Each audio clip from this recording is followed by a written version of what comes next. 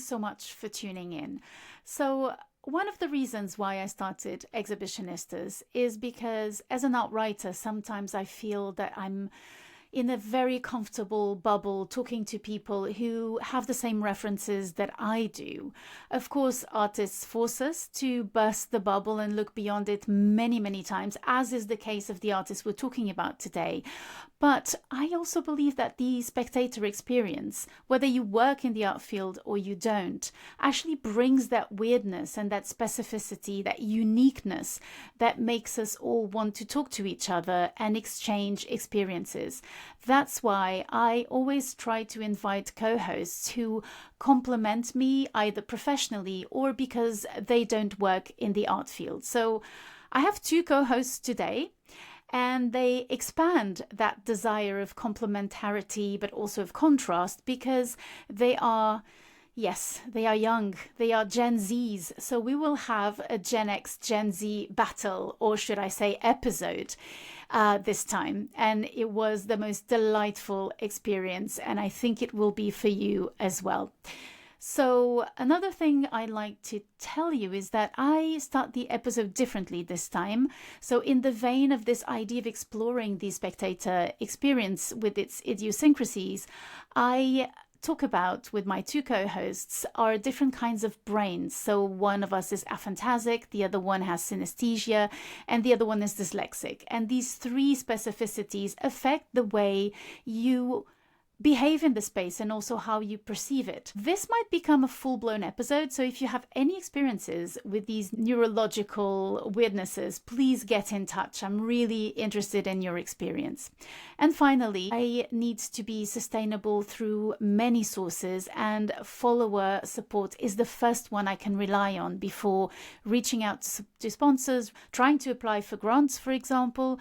So your role is really important, and your behavior can affect the community that we are. So the link is there for you. You can donate €2, £2, more than that, whatever is comfortable for you. And if you cannot do it, well, rest assured that people will do it for you. And when you can do it for them because they might not be able to at that moment. That's how we create a community. That's how we also support intellectual entrepreneurship. That's how I want to call myself from now on. So, without further ado, let's explore this generation gap. Let's listen to the episode about Hardeep Pandhal and his inner world.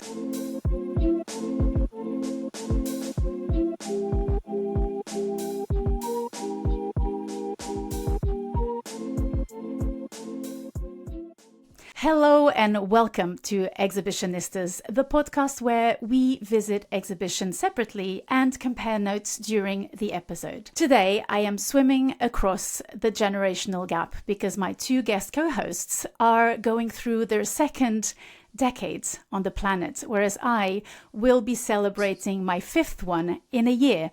So we are going to talk about, and we're going to visit for the first time, the excellent drawing room. And we're going to talk about Hardeep Pandhal's exhibition, Inner World. But first, I will introduce my lovely, lovely guest co-hosts. For the very first time in the podcast, Naisa Bjorn, who is an interdisciplinary movement artist and also does other things, but he'll tell us all about it. And Constança Saturnino, who is a returning guest. You probably remember her from the festivities episode. She is a visual artist who trained as a dancer and combines all of those practices. So what do you have going on in your lives? But first and foremost, welcome and thank you so much for joining me in this podcast. Welcome, welcome. Currently, I am having a quieter moment on the freelance scene. But on the side, I cut hair as a hairdresser. Not Just a Fade is the business name. And I'm also slowly working on a solo piece that will hopefully be premiering next year. And working by yourself is hard, especially as a dancer in the studio all alone with four white walls. Yeah, it's an interesting process, and I think I definitely am searching for some collaborators to have in the space because it's a quiet, lonely process. And Konsha, what do you have going on in your life right now? Yes, quite similar to Naisa. It's a bit of a quieter time. Just focusing more on being in the studio and making, which is nice and important. But I do a tattoo on the side. I just hosted the first little tattoo event yesterday in the World Space, which is an art residency space that's also utilized for other events. Yeah. Amazing. Okay, great. So, usually in the podcast, I ask I think now very familiar question, what has been going on culture-wise in your lives? But I have a different question today because two of us here have been diagnosed with ADHD. I'm one of them. And I actually write about it on my Substack. I'm interested in the spectator experience and how unique it is as an experience and singular, and at the same time how congregating it can be through those differences. And each one of us has a form of weirdness in terms of perception of space, and they're very different. So one by one, so Konsha, you have dyslexia, which means that you have a very, I don't think a lot of people know this, but the perception of space is affected when you have dyslexia. It is said that you think in 3D, and that's why kind of letters pop out and you switch syllables and all of that. And so how does that affect your perception of space, but obviously in particular exhibition spaces, and maybe even your relationship to art making, artworks? I used to live above Poundland. When I went to visit the flats, you have to go through this alleyway and then turn on the left up these stairs where you then are on this sort of balcony, not balcony, but terrace. A landing? Oh, terrace. Space. And so then you have the door and you enter the flat, and that's how you get, above the Poundland flats from going behind and then getting up the stairs through the terrace to get into the flat. And I was in the flat visiting it. The tenant was very excited, saying this is a lovely space, love being here. Oh, and look through the window of the kitchen, you can see the terrace. We have loads of barbecues there in the summer. It's really nice. And I was looking out the window and I was thinking, oh wow, I can't wait to go there. But I just walked past to get into the flat. As soon as I enter a room, anything that was before that room, I don't remember. So I'm very present physically where I am all the time, but I can't remember where I've been. It's not that you don't remember. No. I feel it's like you can't reconfigure the space. Yes. Okay. Well, and what about exhibitions then? Exhibition visiting, is there something that you feel can connect? You can connect to. I think sometimes there's that little anxiety when there's lots of rooms and the kind of options to take different routes, the kind of thing of, is there a right way to go about this? Have I been here before? But so do you prefer a directional exhibition, like where you can't just roam about, you just have to visit it in that very specific order? Yeah, I get overwhelmed when there's lots of possibility to roam around and you can kind of choose where to go, but it feels very Do you know what? Do you remember COVID when museums had these arrows on the floor? And I loved it. I loved it so much. Everyone was complaining about it, and I was like, this is so logical. Yeah. You can just focus on the art. You don't have to make choices. Why do people need choices? I mean, I loved it at the supermarket as well. Yes. Like, same. It made my trip so much quicker because I'm not like, oh wait, let me just turn back and go back to that aisle. It's like... Okay, so moving on to Naisa, you have synesthesia. Tell us what that is and how you think it might affect your relationship to exhibition going. So synesthesia is when you experience one sense, you experience another one at the same time. So for example, a common one is listening to music and seeing colors, or hearing sounds and smelling things, or like I think often another one is also like certain smells elicit memories and nostalgia. I think the one of the biggest effects of synesthesia I have is when I listen to music, I really feel it in a textural way. It's like this sound feels like a train zooming away, or like this sound really feels like slime moving, and I think it really informs my movement practice and how I react to sound. And when you first asked me this question, I was thinking about it in relation to exhibitions, and I realized when I go and see things, I will also like viscerally feel the texture of the work or the piece. And I think sometimes it makes me be like, I don't like that, because of like how I experience it. And then I have to take a second and be like, wait, let me just sit with the sensation and really take in the art first. But yeah, I find that like some sculptures or a lot of mixed media work will really like, I will really viscerally feel a texture or something in my body. Yeah. So in my Instagram, what do you call it? Profile description, I guess. I kind of announce myself as the aphantasic curator, because everyone asks me as soon as I explain what aphantasia is, which is not being able to visualize willingly or even unwillingly most of the time. People say, so how can you be a curator? Is the first question. So I like to put it out there, as kind of there are different relationships to spaces and to images. So that means that I cannot see anything. So if I say banana, you will immediately see a banana, right? Yes. So I don't see anything. And even if I try to see a banana, nothing comes. Mm-hmm. So that's it, baby. That's basically just what aphantasia is. And apparently it's common in people with neurodivergencies in general. So but that's I have a theory that that's what makes you so good with words, because you don't have all these images distracting you in your head. So I feel like it allows you to be more precise. Whereas I feel like I struggle with my words because I have such vivid images in my mind that I think there's no way that my words could ever amount to what I can see. I feel the same. Yeah. It's my home. I feel that it's because people ask me like, so how can you remember? Do you have memories? I have very vivid memories.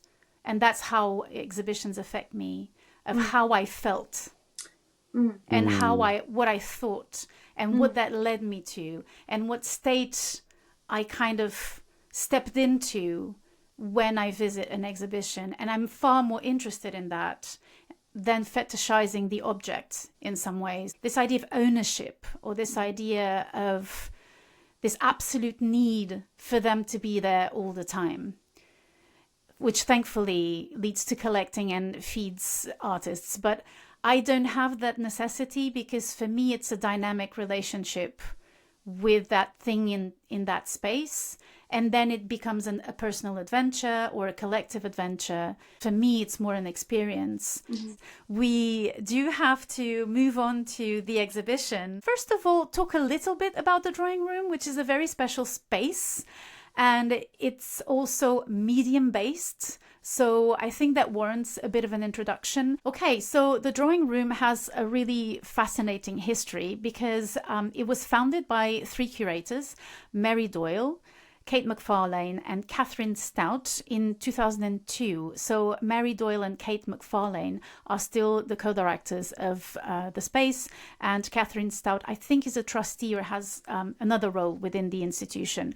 But the interesting thing is that, and that I didn't know, because I know the drawing room quite well, is that they started as a curatorial project that was touring around the UK, and then they found the space and they devised the program, found funding, etc. So the space that you visited, which is absolutely incredible, they just moved in there, I think in 2023, it's a new space, is kind of the culmination of a very, very big journey, I think, into becoming the institution that it is today. But I have a question for you, actually. Do you find it strange that you have an institution that is based on the discipline, and particularly the discipline of drawing? No, I think it's great. And You approve? I approve.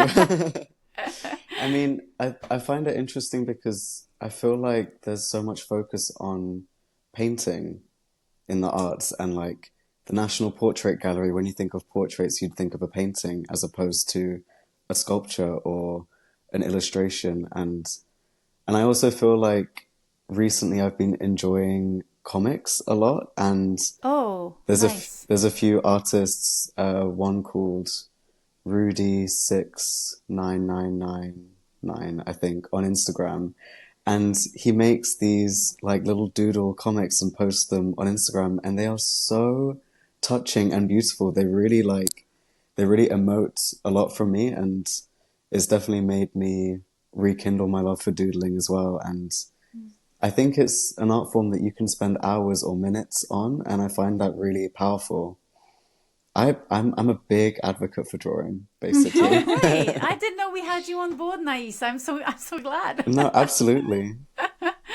Well, yeah, it is interesting because so drawing was not part of the genres of the art, right? It was architecture, painting. So I'm talking about Renaissance and, the academies in the past. So painting, architecture, and sculpture. So those were the three major genres. And drawing had a very strange status within that history because it was seen as the father of the arts. So it's kind of the patriarch, as it were, as described by Giorgio Vasari during the Renaissance. So there is this weird history where drawing, when we come to the 60s, so when we come to the new avant-garde, so kind of these big movements that again rejected painting or kind of tried to redefine the relationship to those genres, they adopted photography and drawing as these kind of undisputed disciplines that they didn't argue against, let's say, or try to redefine. There's also a lot of people still, even professionals in the art world or in the art field, who consider drawing still like a sort of a project, like a minor discipline, or genre or medium or whatever you want to call it. And it's interesting to see that you have the photographer's gallery and you have the drawing room and you have the photographer's gallery as a new medium because new technology. And then you have drawing, which probably might be the oldest, like you say, most kind of visceral and compulsive form of art, being these kind of very cutting edge mediums in some ways, or these disciplines that sometimes by some people are not really considered art, and therefore having an institution that defends them as such is really important. But I'm really passionate about what Naisa was saying. I experienced a big culture shock moving to this country from France, because in France, cartoons and what are they called? Comics. Comic books are so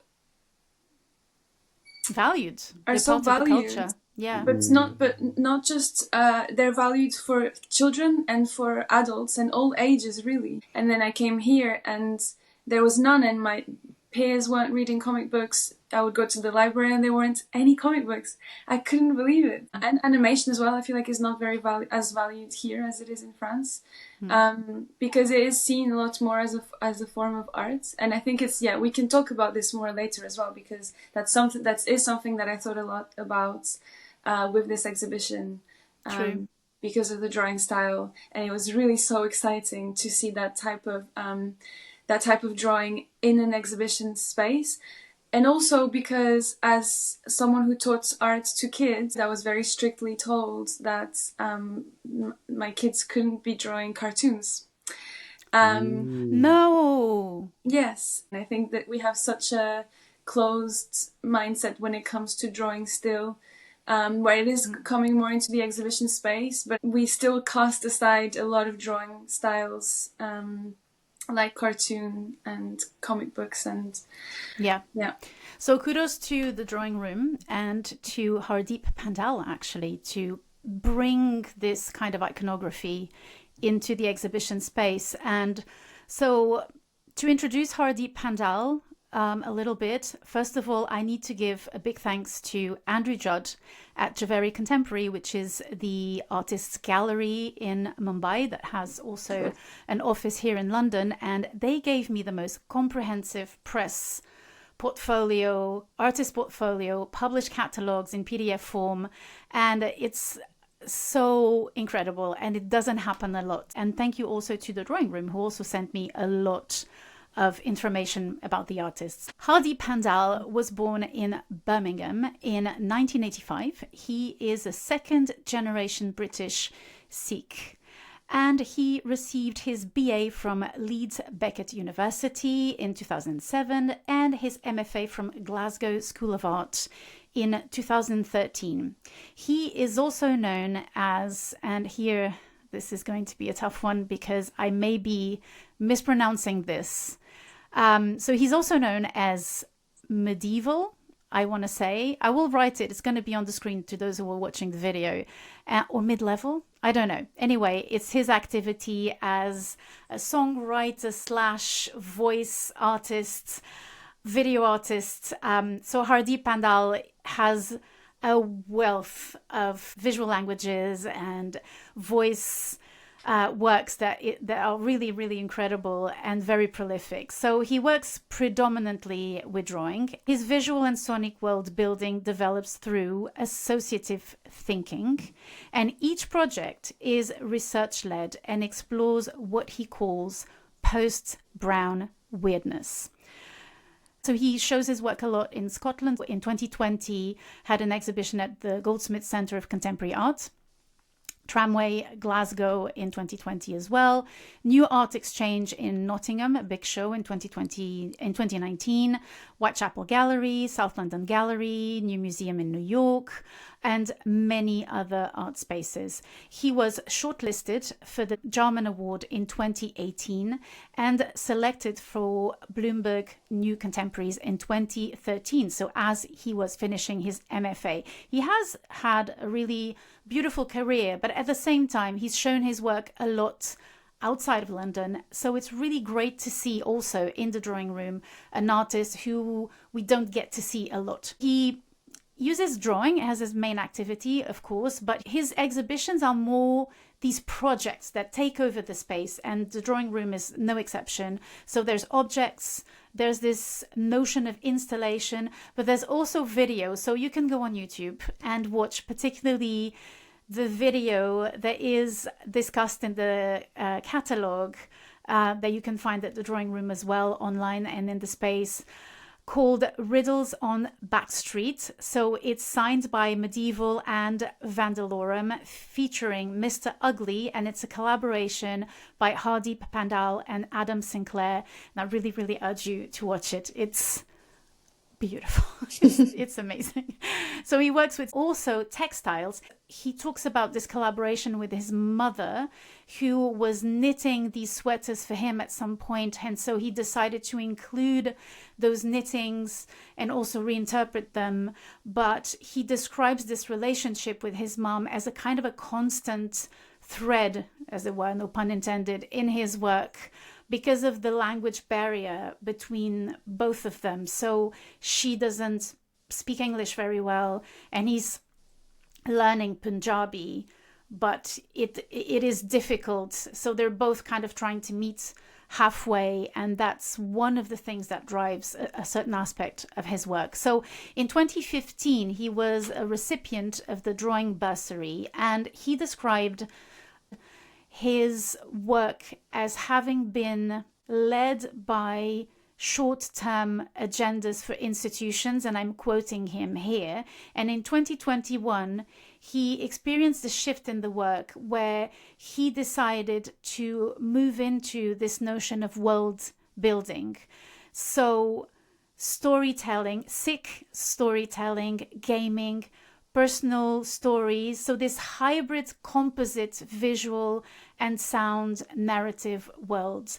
very much inspired by sword and sorcery. So for people who don't know, such as myself, sword and sorcery is described as a world where there is no fate of the world at stake. Particularly, it is a more action subgenre, and it's more morally grey. It's more character driven than really this kind of high fantasy kind of storytelling. His kind of universe, let's say, is called the Pinto-verse, after a family joke. So his father, whenever he had to call a taxi or to give his name, he would say his name was Pinto.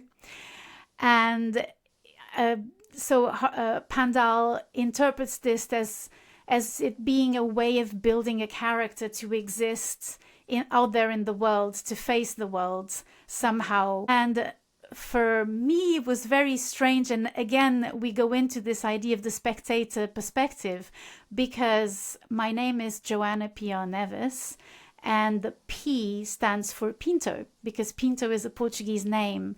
And immediately I thought, oh, his family, so he's South Asian or of South Asian descent. So his family might come from Goa, because in Goa there was a Portuguese presence, let's call it that. And so kind of the inheritance of the colonizer was visiting the exhibition of someone who talks about the fact that colonialism is still here and is still very much alive, but manifesting in other ways. I don't know where Pinto comes from. It probably is a misinterpretation on my part, for sure. Maybe it's a Punjabi word. So question for you, did you know about sword and sorcery? Did you think about it when you visited the exhibition? I mean, I think it definitely made me think of Dungeons and Dragons and like co-op board games. And I actually recently went to a board game cafe and played a board game with some friends called Escape the Castle. And at first we were like, whatever, like it'll just be a chill, like a few pints and a board game. Oh my God, no way. Every time we rolled the dice, we were screaming, the tension, the agony, like as it should be. Honestly, we did not expect to be so taken by the charm of the board game, but it really, yeah, I feel like I really connected with that within the exhibition of this idea of like his group of friends on a quest and then facing obstacles. Transcribing a different format onto a real experience allows people to access it more easily, and to, like, everyone knows about dragons and knights because we've heard about them since we were kids. And I think hearing this like trivialized way of describing it was really nice, to be honest. I really enjoyed it. Yeah. So to talk a little bit about this idea of post-brown weirdness, which is his own term for this disentanglement of post-colonial and decolonization that we talk a lot about now in academia, but also in the curating field. We talk a lot about decolonizing the museum. There's a conscious effort being made into bringing into the museum these questions. There's this consciousness of the fact that we have been speaking as white people with the privilege of having roles in direction of museums and in places of power, that we have been speaking to each other, and that now we need to open up and realize that that is a colonial stance within spaces that are open to everyone. But as an artist, of course, and Hardeep Pandhal himself as someone who is speaking from that perspective, there is this idea of the post-brown weirdness, which I also see as a joke on the jargon of contemporary art, with the post-colonialism, which was a term that we used a lot at some point, and then we said, wait a minute, we're not past colonialism. Why are we talking about post-colonialism? And so I love this idea of, I overcame my brownness, you know?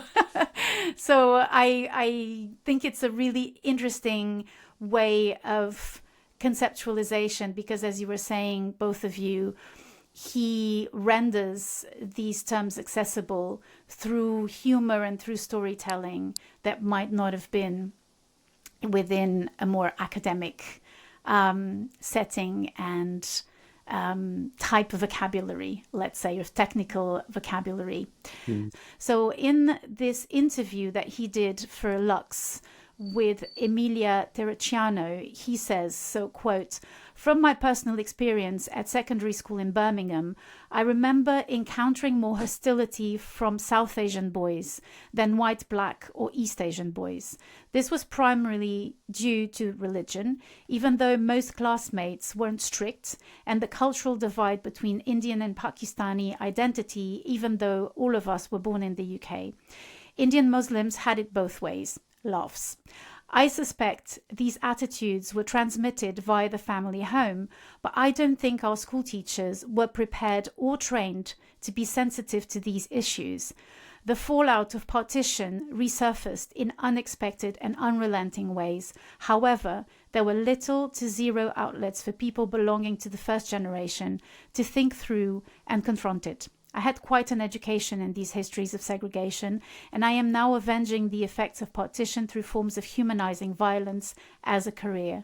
I think my go-to preference to work with suggestive and elliptical text and voice in my work has arisen from the lack of direct verbal and textual communication I am able to have with my mother."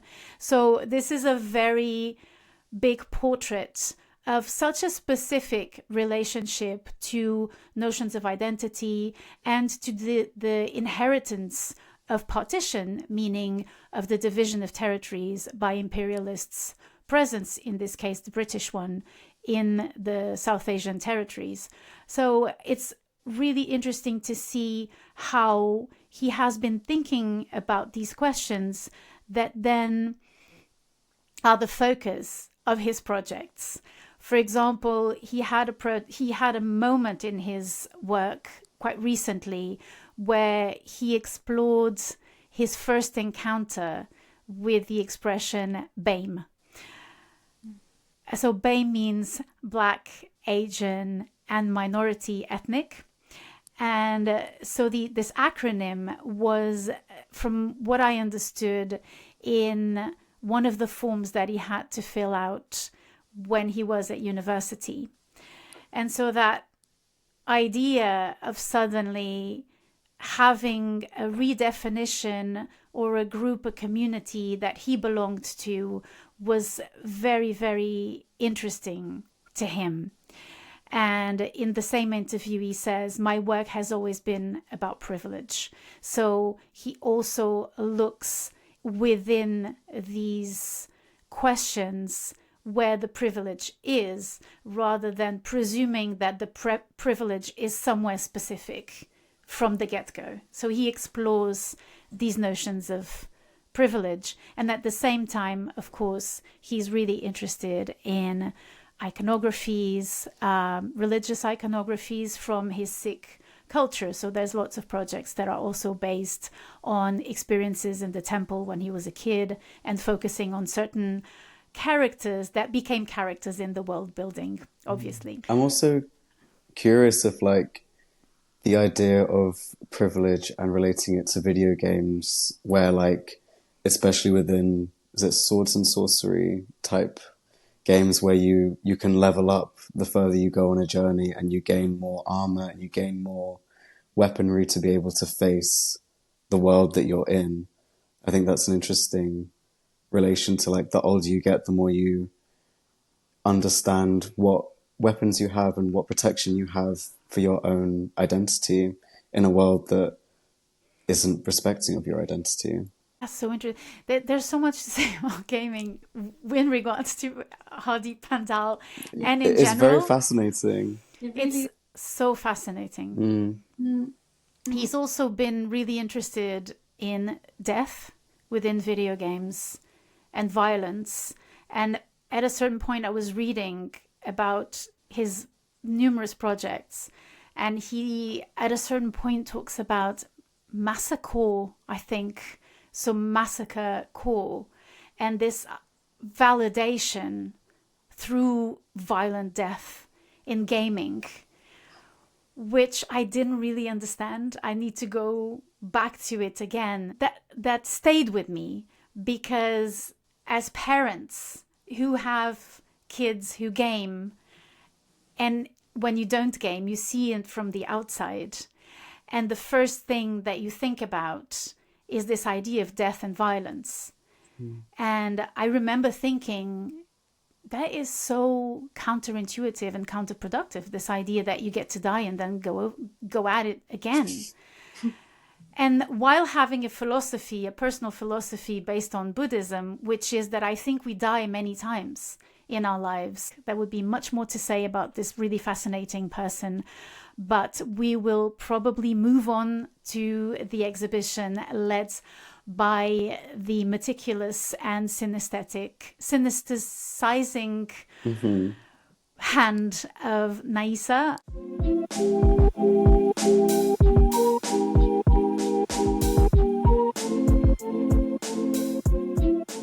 So welcome back. Thank you for sticking with us.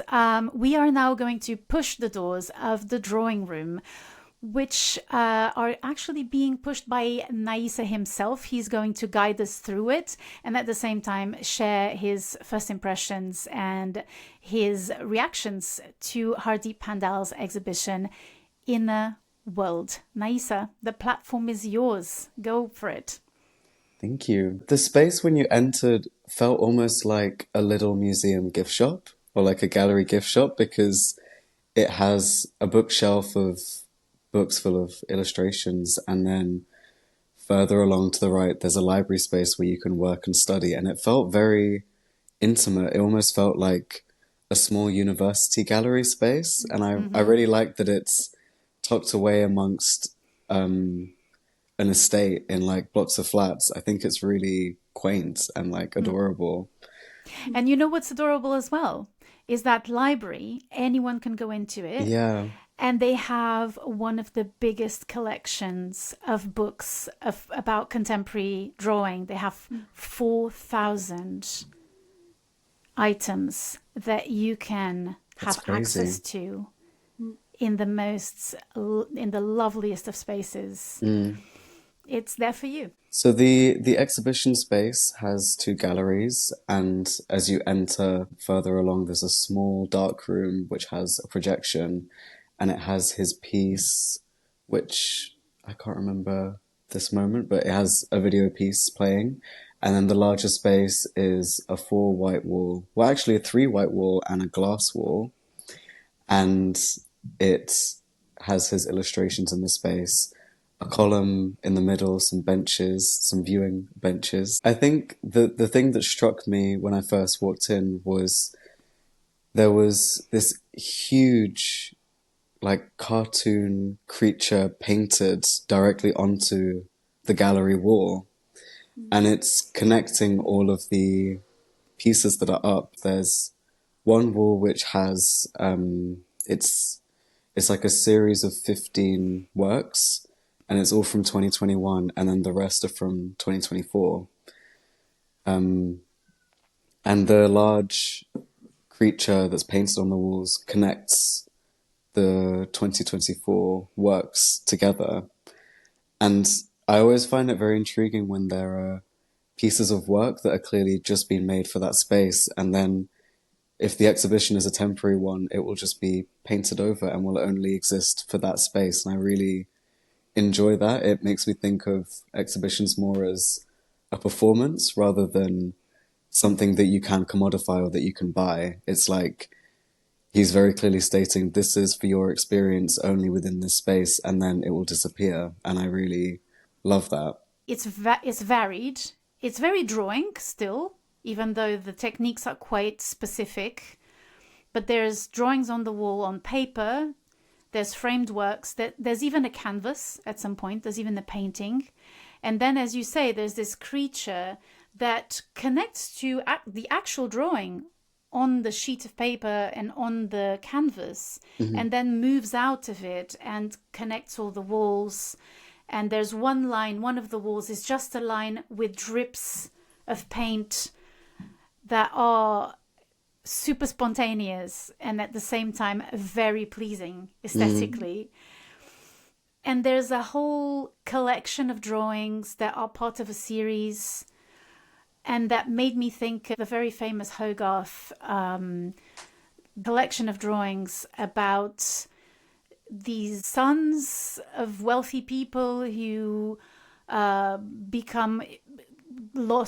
lost in lots of types of vices and have terrible outcomes in their lives. It's called Rake's Progress. So it made me think of something really classical, but in terms of imagery, it's not at all like that. And I found it quite spectacular that this particular kind of world made me think of something so classical at the same time, which probably says a lot about me as well, but it also says something of the work. I felt a really visceral world because of that big drawing that we were just talking about, connecting all of the pieces together. It almost feels like a showing of something that really comes from within. And it really felt like entering inside. Well, do you know, we're talking about synesthesia, and this has never happened to me before in an exhibition, but it's the first time that I entered an exhibition space and I got a song. Oh. And I had these two lines playing in my head the whole time, and I couldn't stop it. And some of the line is actually in one of his drawings, which is crazy. It was the most bizarre experience. But so, do you know Milo the rapper? Yeah. Mm-hmm. So in the beginning of one of his songs, I think it's Encyclopedia. I know it thanks to you, by the way.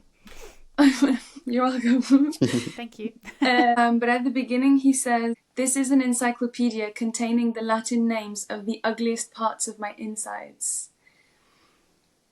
And it really, to me, that's just how it felt. Like he's showing me his insides. And I'll maybe talk about the other line later when we talk more specifically about the different drawings. So Naisa, what did you look at first? So you got in, did you go and watch the video? Or did you go straight into the exhibition, the bigger exhibition space where you have all these drawings? I went straight in and watched the video. In the first gallery space where the video, which is called Dragon Piece, was playing, when I first went in, it was the first thing that I watched, and it's a compilation of him rapping from his bed with sunglasses on, these like sort of hiking visor sunglasses, and then it cuts to videos of video game death from dragon slaying, and it is so bizarre. And I was really taken by the humor of it. I think when you enter an exhibition space, you are immediately like, oh, I must digest the art and not wear a smile. And it immediately like made me giggle and like completely broke my composure. And I was like, this is great. I'm obsessed that I am like, it really invites like a lightness to taking in the rest of the work, because the rest of the work takes a lot of inspiration from fairy tales and I want to say maybe not oracles, but like religious imagery and like religious stories. I really got a sense of his humor from it. There's this very precise space in your brain that humor hits, I felt. It's very well done because you are giggling, you are laughing, I agree with you, you're immediately in a good mood. And you carry these terms that he brings you, that he gives you. You're carrying these notions into the exhibition, because I watched the video first. And so I got into the exhibition in a way that I almost would have preferred if there were no texts on the wall, because I think that video is enough to introduce the questions that he's so passionate about. And then it leaves space for all the rest that he's also very passionate about and has nothing to do with him being a second generation British Sikh or whatever. It is also his universe and his very specific imagery that has to do with gaming, but also like psychedelic comics, illustration, even the kind of drawing, because you have spray, so the drawing is sprayed onto the wall. There's airbrushing a lot in the drawings, which is very unexpected and produces very weird effects. They are quite striking. Like you were saying, Kwansha, it seems to be vibrational almost. The first thing that struck me was definitely the painted creature on the wall, and it has these like long arms spanning the walls, and I was trying to follow the arms, and I went to the first arm, which was as you enter the right side, so anti-clockwise around the space. You went anti-clockwise? Yeah. What a freak. Whoa. Absolutely not. That's wrong. You cannot do that. That's So bad. amazing. No, and then also, interestingly, because I went anti-clockwise, and then I arrived to the end of the series of 15 illustrations, and the caption said to be read left to right, and I was like, oh no, I've fucked the system. I've read it the wrong way. But you didn't. No, not at all. But then, and then as soon as I reached that, then I believe I went back clockwise. I was doing I was on my own quest for sure in that space. And the catalog is called Inheritance Quest, which is interesting. But it doesn't matter, because it's funny, because so, like, parenthesis, as a curator, what I always do is I go into the space and I try to figure out where instinctively you would go to first, which is obviously an imprecise science, because there's always that person who has synesthesia who is going to go the other way. Anything goes. Anything goes. It's a space. You can do whatever you want with it. I hardly take photographs, but because of the podcast, I thought it would be good, because I wanted to make sure that I remember correctly. That's something that I was a bit worried about. And so I got my phone, and the drawing changed completely on my phone. And it really made me wonder if that was done on purpose, because it was quite a striking change. The parts of the drawing that were vibrating all of a sudden were so clear and had this 3D effect on my phone. But I wonder, with all of the gaming things, it just made me think whether it could potentially be intentional. Because the experience that I've had is always the opposite. That if I do decide to take a picture, that it always looks horrible and actually erases a lot of what I'm seeing. And it was the first time that I was having the opposite, where it was not only enhancing it, but it almost felt like it was revealing a secret. And it makes me think about those games that we have now, where you point your phones to, real life where you are, and then these creatures appear. Oh, like Pokemon Go and Go. like that. But there's other games like that as well.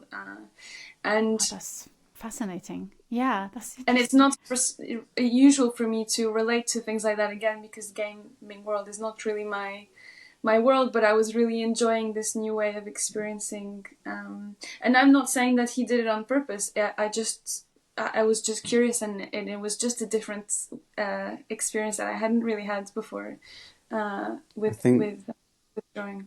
Yeah, I definitely felt a similar experience with the series Inner Worlds. I think, yeah, Inner World.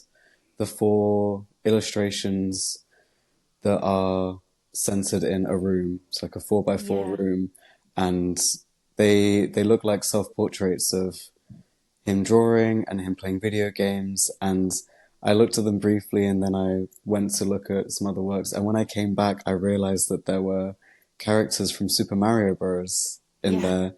There's Toad, there's the little turtles, and again, like he really just he makes me giggle. The sense of humor and the detail is so nice. And I think you're right in the same thing, where like you take a photo and you are revealed something, like coming back to an image you're suddenly like, oh my God, wait, I know this character. I've seen this before.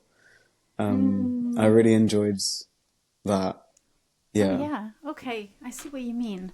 That's interesting. Didn't happen to me at all.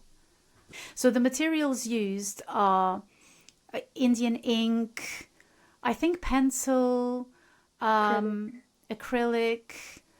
and also airbrushing. And one of the things that fascinated me, I really loved his self-portrait Yes.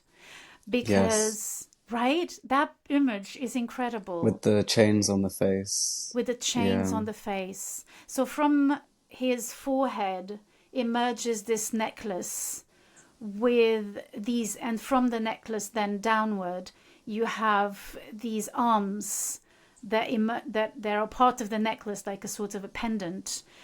And his face is floating, and that's because he uses airbrushing on drawings. Like, I think it's because he goes beyond what you would go do with airbrushing. He puts an extra layer and then another layer, and then suddenly, or maybe not enough, I don't know exactly what the technique is, but it gives it a sort of a hue of blurriness and volume, and then suddenly the face pops out, and it's a very human, unique face, and at the same time it looks like a character in a fun fair, because the also the texture of the airbrushing makes you think of things painted on imagery painted on stuff, objects in the street for advertising or for whatever. It's so hybrid. It's such a strange image, and at the same time you can't stop looking at it. It's so vivid and so present. Quite haunting Yeah. in a way. It's like a very heavy smoke. Yeah, it feels like a mix. There's these different influences in the one drawing. You'll have something like a Mario character, and then you'll have the, old dripping candle on top of a piece of wood stuck to a wall. But it felt like a really beautiful way of showcasing this, all of his multitudes, but through different styles of game, and I wonder memory maybe as well.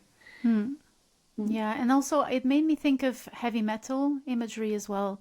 And there's this reference to 2021, this project where he made up this story. Oh, it actually isn't made up. Apparently that's something that happened to him. He got into a fight in a heavy metal concert, and it made me think a lot about, and I thought he was much younger, not that he's old, but I thought he was maybe in his early 30s. And I was thinking, how does he have these references? Was he listening to heavy metal? Because I associated so much with my generation and the music I was listening to when I was younger. So again, it's this wealth of passions that he has that are not particularly connected to his, I mean, he's not contained by his generational, the typical products of his generation, let's say. That's also one of the things I really loved about him, that he connects to things that are that come from very different times and very different cultures.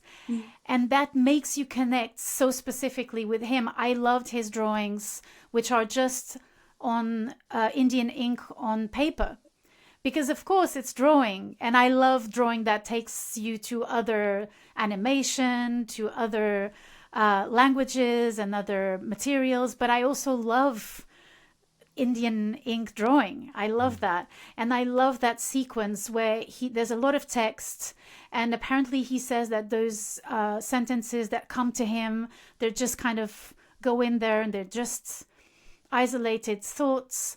And also I love that in some drawings that are very big and with lots of color, in a style that is more like comics characters that are finished and that are more, that come together in a more packaged way, let's say, and suddenly you have a sentence with biro pen. Yeah, I was thinking that too. And like Yeah. a little pencil phrase. Yeah. There's this very this atmosphere that he creates that is so inviting, in the sense of, you know, come and see this world that I want to share with you, but also in such like a there's the fantastical aspect, but also the very homely aspect, because the whole time that you are seeing the exhibition, you can hear in the background the rap that he's rapping in the Yes. That he's in bed.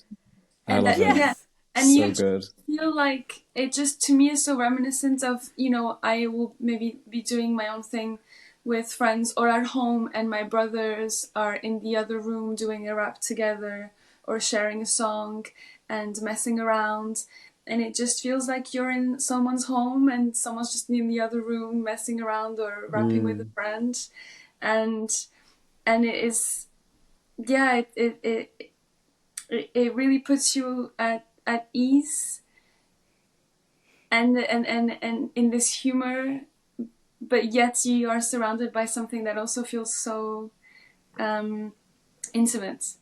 And I wanted to talk about the writing as well, because that's another moment that I had with the song, because the other lyric of Milo's song is, he says in this loop, people of color coloring, people of color coloring, people of coloring. Yes. And then I have this song stuck in my head, and then I'm going through the drawings, and in one of them he writes over and over again in a loop. It changes a bit, but it's pretty much just him saying, I have some urgent coloring in to do.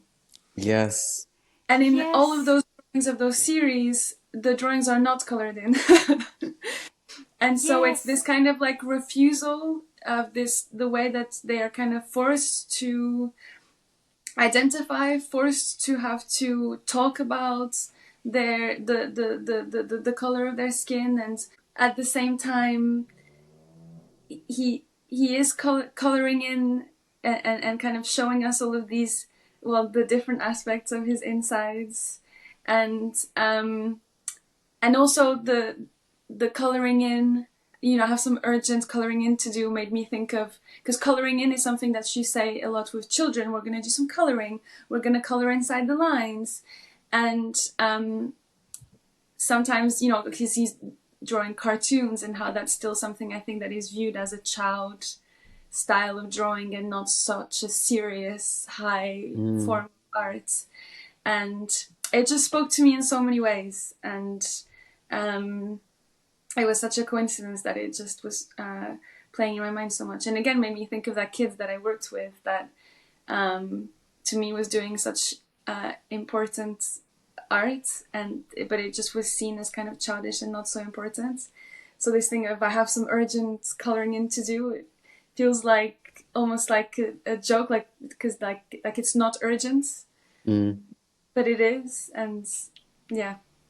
It felt like reading a really accessible comics book, because there's a lot of stories. So you go into the exhibition and you learn a lot about a person and their musings, their obsessions, their fears, the monsters that live with them.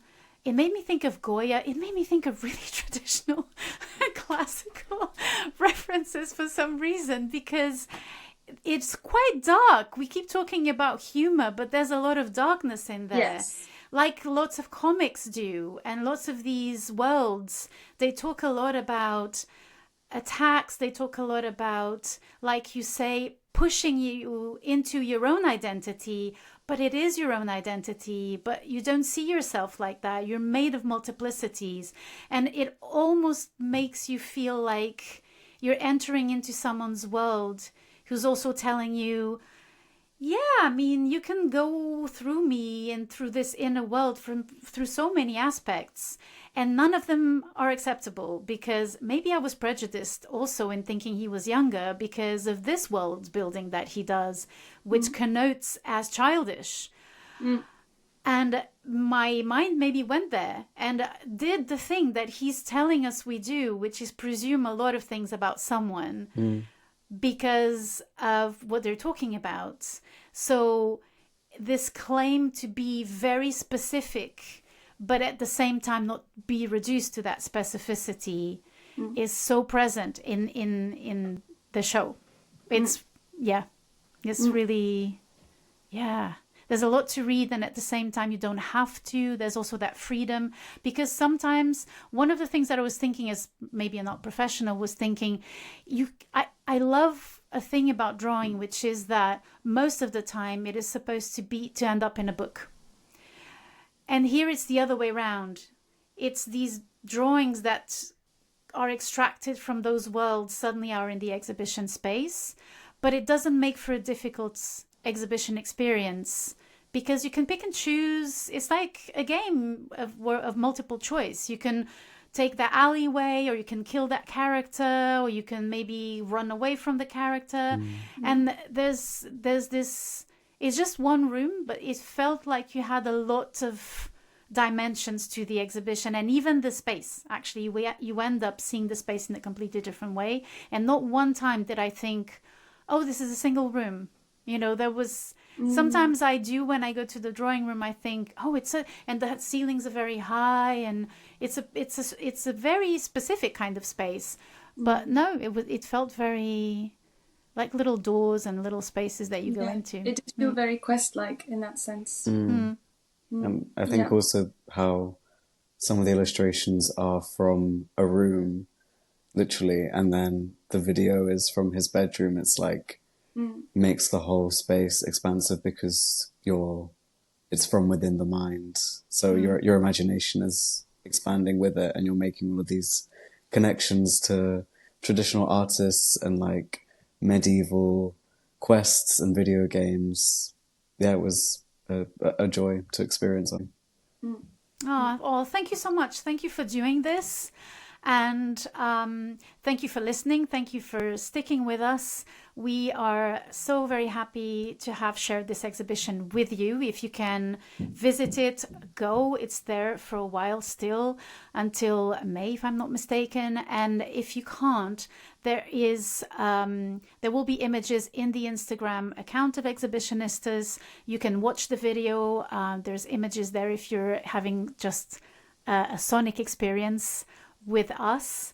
And obviously there's the drawing room website that you can go to, and also Javeri Contemporary, which is the artist's gallery that has a lot of images of his work. So thank you so much for sticking with us, and until next time, have a great day. Bye bye. Take care. Thank you. Thank you. Bye.